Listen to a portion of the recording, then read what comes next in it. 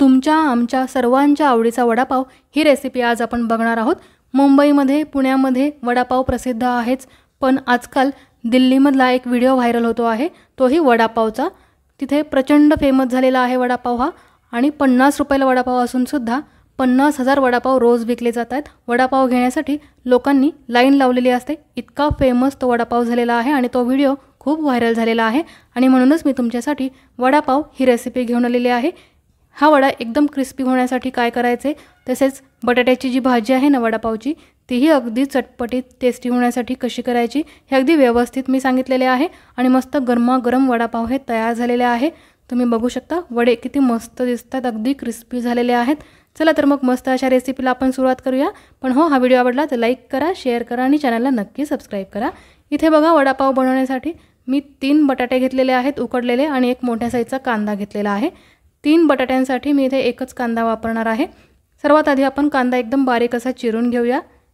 बटाटे मी कुकरला लावले होते, त्याच्यात 3 शिट्ट्या करून घेतल्या होत्या आणि अगदी मऊ असे मी उकडून घेतलेले आहेत।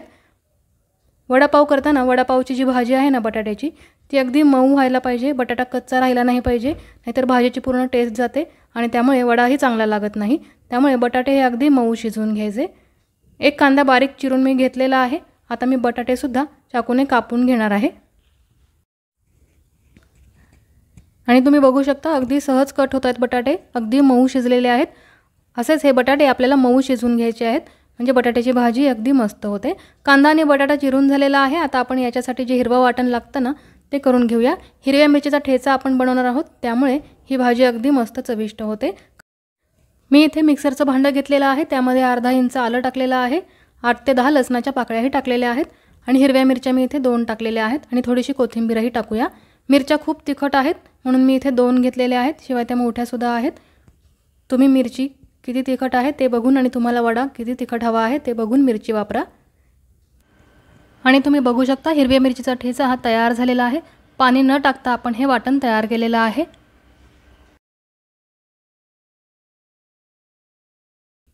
ठेचा तिकडे तयार केलेला आहे मी। आता इथे पॅन ठेवलेला आहे गॅसवरती, त्यामध्ये 1.5 चमचा तेल टाकलेला आहे। त्याच्यामध्ये आपण 2 चमचे मोहरी टाकूया, त्याचबरोबर 2 चमचे जिरेही टाकूया। जिरी मोहरी जरा जास्त टाकायची, कारण वडा करताना आपण छोट्या छोट्या साईजचे वडे करतो, त्याच्यामध्ये जिरे आणि मोहरी भरपूर असायला हवी एका वड्यामध्ये, म्हणून 2 चमचे टाकलेले आहे मी प्रत्येकी। थोडासा कढीपत्ताही टाकलेला आहे। आणि आता आपण एक कांदा जो घेतलेला आहे बारीक चिरून, तोही तेलामध्ये टाकूया आणि छान परतून घेऊया। कांद्याचा कलर चेंज होईपर्यंत आपल्याला परतून घ्यायचा आहे, तो जास्त जाळायचाही नाही आहे आणि कच्चा सुद्धा ठेवायचा नाही आहे।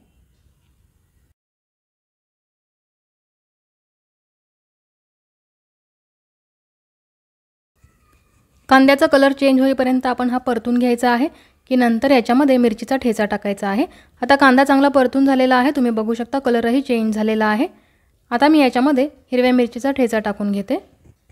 तो ठेचा सुद्धा आपण 1 मिनिटभर याच्यामध्ये परतायचा आहे। 1 चमचाभर मिरचीचा ठेचा टाकलेला आहे, आता तोही आपण याच्याबरोबर परतून घेऊया।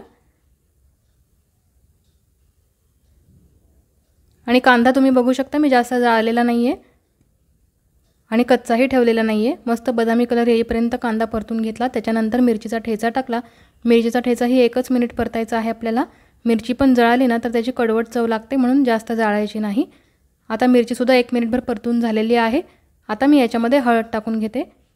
अगदी साधी सोपी बटाट्याची भाजी आपल्याला करायची आहे, याच्यामध्ये जास्तीचे मसाले टाकायचे नाहीत, तरच अशी मस्त ऑथेंटिक चव लागते वड्यांना।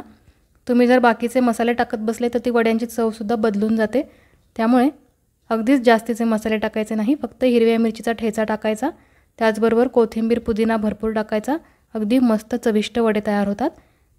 आता छान परतून झालेली आहे हळद सुद्धा। आता मी बटाटे याच्यामध्ये टाकून घेते। तुम्हाला आता हे बटाटे मोठ्या मोठ्या साईजचे दिसत आहेत, पण आपण चमच्याने हलवता हे बटाटे मॅश सुद्धा करणार आहोत। आता चवीनुसार मीठही मी याच्यामध्ये टाकलेलं आहे, आणि आपण मीठही छान मिक्स करून घेऊया आणि हे बटाटे सुद्धा मॅश करून घेऊया। बटाटे परततानाच आपण चमच्याने ते मॅश करायचे आहेत।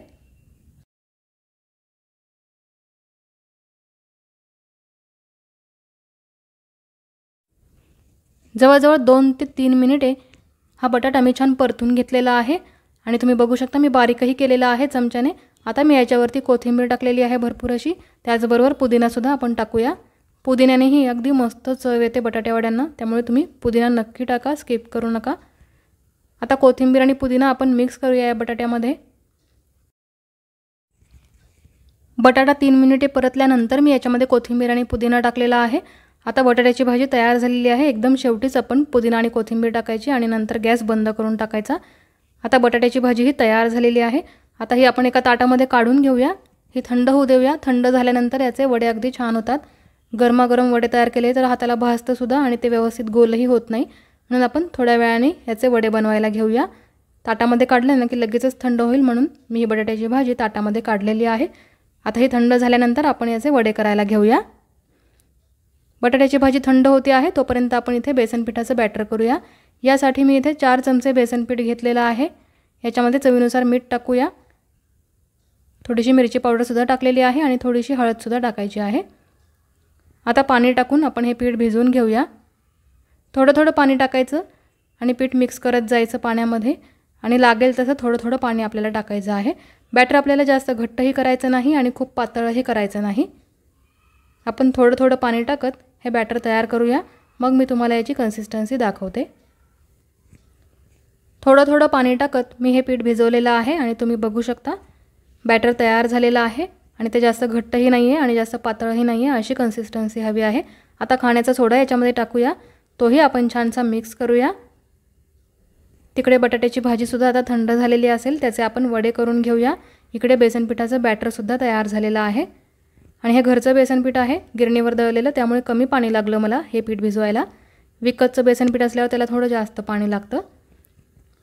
आता आपण वडे करायला घेऊया। बटाट्याची भाजी ही थंड झालेली आहे। तुम्हाला लहान मोठे जेवढ्या साईजचे बटाटे वडे तयार करायचे असतील तेवढा तुम्ही बटाट्याच्या भाजीचा उंडा घ्या आणि तो हाताने गोल गोल करून दोन्ही हाताच्या मध्ये थापून त्याचा वडा तयार करा। आता या बटाट्याच्या भाजीचे सर्व वडे आपण करून घेऊया, कारण नंतर बेसन पिठामुळे हात खराब होतो, त्यामुळे वडे हे थापता येत नाहीत। किंवा बेसन पिठाच्या हाताने आपण वडे थापले ना ते बेसन पीठ या वड्यांना लागतं आणि नंतर ते आतमध्ये भाजी आणि बेसन पीठ मिक्स होऊन जातं आणि वड्याची चवच बदलून जाते। त्याच्यामुळे आपण आधी असे वडे थापून घ्यायचे आणि नंतर एक सलग ते एकामागून एक तळायचे। आता अशाच पद्धतीने मी सर्व बटाटे वडे करून घेते आहे आधी, आणि नंतर ते बेसन पिठामध्ये टाकून तळून घ्यायचे आहेत। आणि तुम्ही बघू शकता मऊ बटाटा शिजवल्यामुळे वडा अगदी मिळून आलेला आहे, तो सुटसुटीत झालेला नाही आहे। आता बटाटे वडे हे मी करून घेतलेले आहेत, थापून घेतलेले आहेत, ते आता बेसन पिठाच्या बॅटरमध्ये बुडूया आणि नंतर गरमागरम तेलामध्ये सोडूया। मी तेल आधीच गरम करायला ठेवलेलं आहे। तेल चांगलं गरम झालं की आपण त्याच्यामध्ये हा बेसन पिठामध्ये भिजवलेला वडा टाकायचा।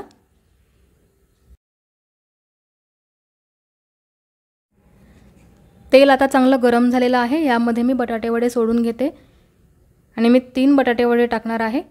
तेल भरपूर टाकायचं आहे आपल्याला बटाटे वडे करताना, कारण तो बटाटा वडा तेलामध्ये पूर्णपणे बुडायला हवा। कमी तेल टाकून बटाटे वडे तळायचे नाहीत, नाहीतर वरची साईड नीट तळली जात नाही। एकसारखा बटाटा वडा तळला गेला पाहिजे, म्हणून तेल भरपूर टाकायचं। बाहेर तुम्ही बघितलं असेल गाड्यावर किंवा हॉटेलमध्ये अगदी कढई भरून तेल टाकतात आणि बटाटे वडे तळतात, त्यामुळे त्यांचे बटाटे वडे अगदी एकसारखे तळले जातात आणि त्यामुळे छान लागतात खायला। आपण कधी कधी घरी काय करतो की हे तेल नंतर कसं वापरायचं म्हणून थोडंच तेल टाकतो आणि त्याच्यामध्ये मग बटाटा वडा बुडणार नाही असं आपण तळतो, पण तसं नाही करायचं। तेल भरपूर टाकायचं आणि वरूनही असं तेल सोडत राहायचं, म्हणजे खालून आणि वरून एकसारखा हा वडा तळला जातो आणि तो मग अप्रतिम होतो, खायला अगदी मस्त लागतो, छान तळला जातो। आणि गॅसची फ्लेम मी आता मीडियम ठेवलेली आहे। आधी गॅसची फ्लेम हाय ठेवून तेल चांगलं गरम होऊ द्यायचं आणि नंतर गॅसची फ्लेम मीडियम करून आपण हे वडे तळायचे, म्हणजे वडे अगदी मस्त कुरकुरीत होतात आणि आतपर्यंत छान तळले जातात। नाहीतर बऱ्याच वेळा काय होतं आतमध्ये बेसन पीठ हे कच्चं राहतं, त्याचं हेच कारण आहे। आपण एकदम गॅसची फ्लेम हाय ठेवतो आणि वडे पटापटा तळतो, त्यामुळे तो बाहेरूनच तळला जातो आणि आतून कच्चा राहतो। असं होऊ नये म्हणून गॅसची फ्लेम आपण मीडियम ठेवून वडे तळायचे। आणि तुम्ही बघू शकता बटाटे वडे हे तळून झालेले आहेत आणि दिसतानाच दिसतायत ना की ते किती क्रिस्पी झालेले आहेत। बाहेरून मस्त कुरकुरीत आणि आतली बटाट्याची भाजी अगदी मऊ, त्यामुळे खाताना अप्रतिम चविष्ट लागतो हा बटाटा वडा। तर तुम्ही या पद्धतीने नक्की बनवा, तुम्हाला खूप आवडेल। आणि कशी वाटली ही रेसिपी तुम्हाला जर आजची वडापावची रेसिपी आवडली असेल तर व्हिडिओला नक्की लाईक करा, शेअर करा आणि चॅनलवरती नवीन असाल तर नक्की सबस्क्राईब करा। मस्त रेसिपी घेऊन मी पुन्हा येईन।